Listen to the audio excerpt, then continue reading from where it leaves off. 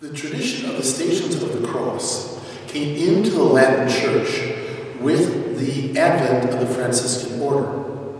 Originally, this was done because during that time, during the period of the Crusades, it was impossible for pilgrims to make the pilgrimage to Jerusalem and see the holy sites of our Lord's life, death, and resurrection.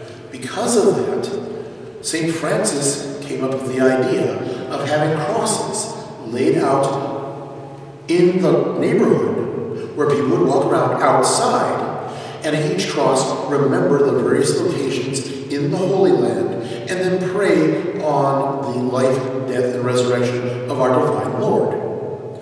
Ultimately, this idea of going from one station to another was brought inside the church, and a number of crosses were placed around the church for people to walk to inside in order to commemorate these. Over time, the artwork was developed to indicate which station each one was. It should be noted, by the way, that the cross is the thing you absolutely have to have. The artwork is optional. Now, in the Eastern Church, our traditions are somewhat different. We did not have that same tradition of the stational aspect of the way of the cross, but we do have a number of other prayers and devotions that are part of our prayer life that take up much the same traditions.